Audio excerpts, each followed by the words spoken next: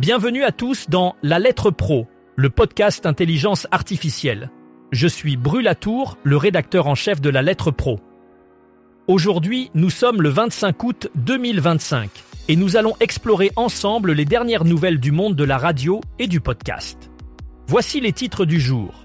RMC inaugure Les Nuits du Quasar enchaîné, une nouvelle émission nocturne.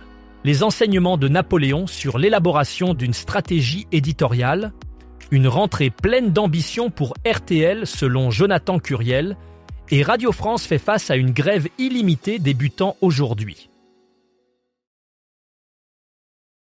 À partir de ce lundi 25 août, RMC enrichit sa programmation nocturne avec Les Nuits du Quasar enchaîné.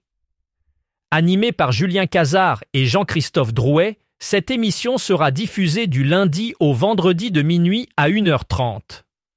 Julien Cazard, connu pour son humour et son franc-parler, apportera son style unique à cette libre antenne, tandis que Jean-Christophe Drouet, fort de son expérience à Les Grandes Gueules du sport, ajoutera sa touche personnelle.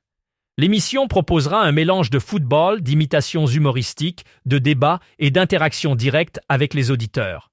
Chaque vendredi, un invité spécial viendra partager ses anecdotes et perspectives. Karim Nedjari, directeur général de RMC, souligne que ce programme incarne l'identité de RMC, alliant sport, humour et liberté de ton, offrant ainsi aux auditeurs un moment de détente après des journées chargées.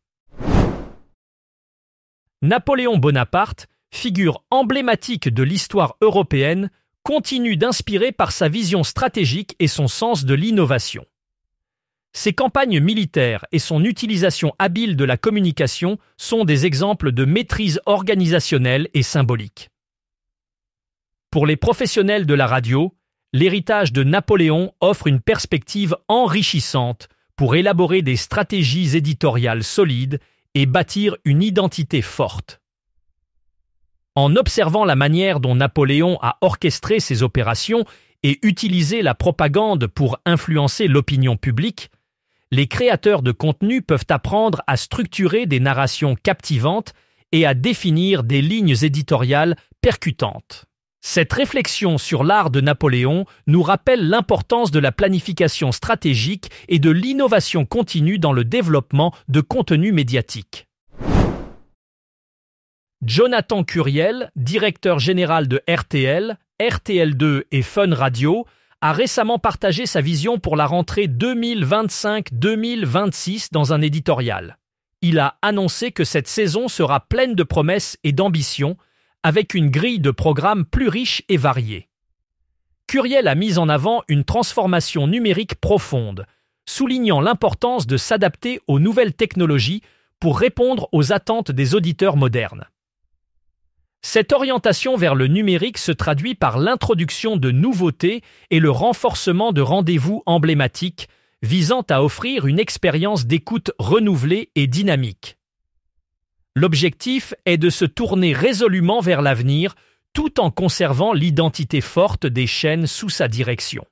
Cette stratégie représente un défi ambitieux mais nécessaire pour maintenir la compétitivité de RTL dans le paysage médiatique en constante évolution.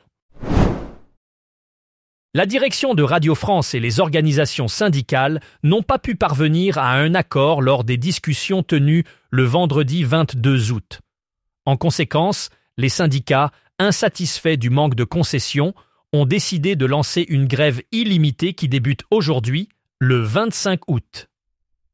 Ce mouvement de grève concerne plusieurs points cruciaux, notamment l'avenir du réseau ICI, la place du reportage et de l'investigation, ainsi que l'arrêt de Move et la stratégie de diffusion.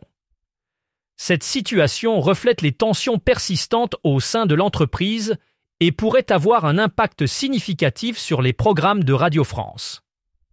Pour le moment, il est difficile de prévoir combien de temps cette grève se poursuivra, mais elle marque un tournant dans les relations entre la direction et les syndicats. Voilà qui conclut notre épisode d'aujourd'hui. Pour en savoir plus sur ces sujets, rendez-vous sur notre site lalettre.pro. Vous pouvez également vous abonner à notre newsletter quotidienne pour ne rien manquer de l'actualité. Merci de votre écoute et à demain pour un nouveau point sur le monde de la radio et du podcast.